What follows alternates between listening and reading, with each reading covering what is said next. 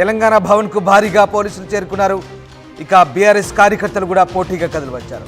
అయితే కేటీఆర్ హైకోర్టును ఆశ్రయించబోతున్నారు. న్యాయ నిపుణులతో నిన్నటి నుంచి సంప్రదింపులు జరుపుతున్నారు. హైకోర్టులో ఇవాళ క్వాష్ పిటిషన్ వేయబోతున్నారు కేటీఆర్. మొత్తం మీద ఫార్ములా ఈ రేస్ వ్యవహారంలో కేటీఆర్కు ఉచ్చు బిగుస్తున్నట్టుగా తెలుస్తోంది. ఇక ఈ కార్ రేస్ వ్యవహారంలో బీఆర్ఎస్ వర్కింగ్ ప్రెసిడెంట్ కేటీఆర్పై ఏసీబీ కేసు నమోదు చేసి ఏకంగా A1గా చేర్చింది. ప్రిన్సిపల్ సెక్రటరీ దాన కిషోర్ ఫిర్యాదు మేరకు 13(1)A red with 13(2) prevention of corruption act, అలాగే 409 red with 120B BNS sections కింద ఎఫ్ఐఆర్ రిజిస్టర్ చేశారు. దాదాపు 55 కోట్ల అక్రమంగా విదేశాలకు తరలించిన ఈ వ్యవహారంలో ప్రధాన నిందితుడిగా అంటే A1గా కేటీఆర్ను చేర్చారు. రెండో నిందితుడిగా అంటే A2గా senior IAS officer Arvind Kumar, మూడో నిందితుడు అంటే A3గా HMDA మాజీ చీఫ్ ఇంజనీర్ బి లక్ష్మీ నరసింహారెడ్డిని చేర్చారు. ఇక దానకిషోర్ ఫిర్యాదుతో పాటు CS శాంతి కుమార్కి అరవింద్ కుమార్ రాసిన explanation letter, HMDA board, municipal finance department నుంచి సేకరించిన డాక్యుమెంట్లను ఎఫ్ఐఆర్లో జతపరిచి నాంపల్లిలోని ఏసీబీ స్పెషల్ కోర్టుకు అధికారులు అందించారు. కేటీఆర్ సహా ముగ్గురు నిందితులను అరెస్ట్ చేసేందుకు రంగం సిద్ధం చేస్తున్నట్టుగా తెలుస్తుంది. ఇందులో భాగంగా ఏసీబీ డీజీ విజయ్ కుమార్ గురువారం మధ్యాహ్నం అధికారులతో సీరియస్గా డిస్కస్ చేసినట్టుగా తెలుస్తుంది. ఏసీబీ డైరెక్టర్ ఆధ్వర్యంలో సెంట్రల్ ఇన్వెస్టిగేషన్ యూనిట్ను ఏర్పాటు చేసి జాయింట్ డైరెక్టర్, 2 DSPలు, 4 ఇన్స్పెక్టర్లు సహా 15 మందితో దర్యాప్తు ప్రారంభించారు. లా అండ్ ఆర్డర్ పోలీసుల నుంచి కూడా అవసరమైన సహకారం తీసుకునేందుకు ఉన్నతాధికారులతో చర్చించినట్టుగా తెలుస్తుంది. 4 నాన్ బెయిలబుల్ సెక్షన్స్ కావడంతో ఎలాంటి నోటీసులు ఇవ్వకుండానే అరెస్ట్ చేసే అవకాశం ఉన్నట్టుగా భావిస్తున్నారు. దాదాపుగా అంతర్జాతీయ స్థాయిలో హైదరాబాద్లో 9, 10, 11, 12 సీజన్ల వారీగా ఫార్ములా ఈ కార్ రేసింగ్ నిర్వహించేందుకు యూకేకి చెందిన ఫార్ములా ఈ ఆపరేషన్స్ లిమిటెడ్ FEO, రాష్ట్ర municipal administration urban development department MAUD ఏస్ నెక్స్ట్ జెన్ ప్రైవేట్ లిమిటెడ్ మధ్య 2022 అక్టోబర్ 25న ట్రైపార్టీ అగ్రిమెంట్ జరిగింది. దీని విలువ 160 కోట్లుగా చెప్తున్నారు. నెక్స్ట్ జెన్ ప్రైవేట్ లిమిటెడ్ స్పాన్సర్గా వ్యవహరించగా HMDA మౌలిక వసతులు కల్పించాల్సింది. ఈ క్రమంలో 2023 ఫిబ్రవరి 11న సీజన్ 9 నిర్వహించగా మౌలిక వసతుల కోసం HMDA 12 కోట్లు ఖర్చు చేసింది. FEO ఏస్ నెక్స్ట్ జెన్ మధ్య నెలకొన్న వివాదాల నేపథ్యంలో నెక్స్ట్ జెన్ బాధ్యతల నుంచి తప్పుకోవడంతో సీజన్ 10 నిర్వహణకు అప్పటి మంత్రి కేటీఆర్ సూచనల మేరకు MAUD ముందుకు వచ్చింది. ఇందుకు సంబంధించి 23 సెప్టెంబర్ 27న స్పెషల్ చీఫ్ సెక్రటరీ హోదాలో అరవింద్ కుమార్ అప్పటి మున్సిపల్ మినిస్టర్ కేటీఆర్ నుంచి అనుమతి పొందారు. ఇక మొత్తం మీద సీజన్ 10 అయితే రద్దు చేసుకున్నట్లు అప్పుడు వివిధ కారణాలతో ఆ సంస్థ చెప్పింది. బట్ ఈ 55 కోట్ల వ్యవహారానికి సంబంధించి ఇప్పుడు ప్రస్తుతం పూర్తి స్థాయిలో దర్యాప్తు చేసుకునేందుకు ఏసీబీ అన్ని రకాలుగా రంగం సిద్ధం చేసింది. మొత్తం మీద ప్రస్తుతం ఈ వ్యవహారంలో కేటీఆర్ A1గా ఉన్నారు, అలాగే అరవింద్ కుమార్ A2గా ఉన్నారు. సో ఇక్కడ ట్విస్ట్ ఏంటంటే హిమాయత్ నగర్లోని ఇండియన్ ఓవర్సీస్ బ్యాంక్ నుంచి యూకేలోని ఫార్ములా ఈ ఆపరేషన్స్కు అక్టోబర్ 11 తేదీన ట్రాన్స్ఫర్ అయిన ఈ అమౌంట్ అప్పుడు ఎలక్షన్ కోడ్ కూడా ఉంది. 2023లో దాదాపు 45 కోట్లను ఫార్ములా ఈ ఆపరేషన్స్కు HMDA అకౌంట్ నుంచి యూకేకు డబ్బులు బదిలీ చేశారు. ఇదంతా కూడా కేబినెట్ అనుమతి లేదు, RBI అనుమతి లేదు. సో విదేశాలకు ట్రాన్స్ఫర్ చేయడం, ఇన్కమ్ ట్యాక్స్ డిపార్ట్మెంట్కు HMDA ఫైన్ రూపంలో 8 కోట్లు పైగా చెల్లించాల్సి వచ్చింది. ఇవన్నీ కూడా federal international automobile federation of motor sports club of India దాదాపు 1,50,51,000 HMDA చెల్లించింది. ఇలా మొత్తం మీద అటు ఫైన్స్ చెల్లించింది, అనుమతులు లేవు, క్యాబినెట్ అనుమతి లేదు, RBI అనుమతి లేదు, అది కూడా పౌండ్ల రూపంలో చెల్లించినట్టుగా కూడా ఆరోపణలు ఉన్నాయి. సో యూకే కంపెనీకి RBI అనుమతి లేకుండా విదేశీ కంపెనీకి చెల్లించడం, దాంతో ఇదంతా కూడా తాను మౌఖిక ఆదేశాల ద్వారానే అధికారులు చెల్లించారు, అధికారులు తప్పే లేదంటూ కేటీఆర్ బహిరంగంగా వ్యాఖ్యానించడం.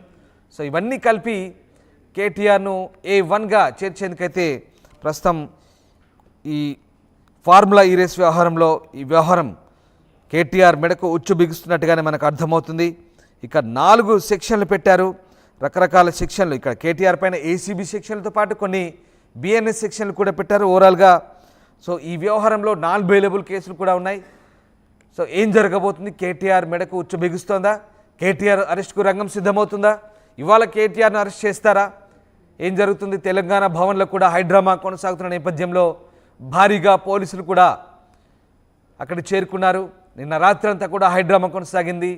At the same time BRS కార్యకర్తలు కూడా పోటాపోటీగా బీఆర్ఎస్ భవన్కు చేరుకున్నారు, తెలంగాణ భవన్కు చేరుకున్న పరిస్థితి. సో ఏం జరగబోతుంది? కేటీఆర్ అరెస్టుకు రంగం సిద్ధమవుతుందా? మా కరెస్పాండెంట్ మధు జైన్ అవుతున్నారు. మధు, కేటీఆర్కు ఉచ్చు బిగుస్తున్నట్టుగా తెలుస్తుంది. ఈ క్షణమైన కేటీఆర్ను అరెస్ట్ చేసే ఛాన్స్ ఉందంటున్నారు. సో ఏం జరగబోతోంది? ఎగ్జాక్ట్లీ ఈ క్షణమైన నిజంగానే కేటీఆర్ అరెస్ట్ జరిగే అవకాశం కనిపిస్తా ఉంది. పెద్దగా విచారణ పేరిట కూడా పిలవకుండా అరెస్ట్ చేసే అవకాశం ఉంది ఈ కేసులో అనేటువంటిది భావిస్తా ఉన్నారు. లీగల్ గా ఇప్పటికే కేటీఆర్ టీం దీనిపైన సమాలోచనలు చేస్తా ఉన్నారు. ఫర్దర్ స్టెప్ ఎలా తీసుకోవాలనేటువంటి క్వాష్ పిటిషన్ ఏమైనా వెళ్ళాలా క్వాష్ కి అనేటువంటి ఆలోచన చేస్తున్నట్టుగా తెలుస్తా ఉంది. అయితే ప్రస్తుతం A1 గా ఉన్నటువంటి కేటీఆర్ ని ఒకవేళ అరెస్ట్ చేస్తే తదుపరి పరిణామాలు ఎలా ఉండే పరిస్థితులు ఉన్నాయనేటువంటిది కూడా పార్టీ సమాలోచనలు చేస్తా ఉంది. హైకోర్టులో క్వాష్ పిటిషన్ వేస్తే దాన్ని యాక్సెప్ట్ చేసే అవకాశం ఉందా హైకోర్టు అనేటువంటిది, గతంలో ఇలాంటి కేసులలో కోర్టులు ఎలా మూవ్ అయ్యాయి అనేటువంటి విషయం పైన కూడా దృష్టి పెడతా ఉన్నారు. ఒకవేళ కనుక ప్రస్తుతం ఉన్నటువంటి ఏసీబీ దగ్గర పూర్తి ఆధారాలు ఉన్నాయంటున్నారు. ఇటు బీఆర్ఎస్ వెర్షన్ ఏమో కేటీఆర్ స్వయంగా చెప్తున్నారు ఇలాంటి ఆధారాలు లేవు, అసలు అవినీతే జరగలేదు, అసలు ఏసీబీ ఎంటర్ కావాల్సినటువంటి అవసరమే లేదు, ఏసీబీకి ఆ హక్కు లేదు, కేసు నమోదు చేసేటువంటి హక్కు కూడా లేదంటూ కేటీఆర్ చెప్తా ఉన్నారు. కానీ ఈ నిధులకు సంబంధించినటువంటి ట్రాన్స్ఫర్ ఏదైతే జరిగిందో నిబంధనలు పాటించలేదు, 2 దఫాలుగా నిధులకు సంబంధించినటువంటి ట్రాన్స్ఫర్ లో దానివల్ల ఆర్థిక భారం పడింది ఫైనాన్స్ శాఖ పైన. దాదాపు 8 కోట్లకు పైగా పన్ను కట్టాల్సినటువంటి పరిస్థితి ఉంది. అంతా ప్రజాధనం వృధా అయింది.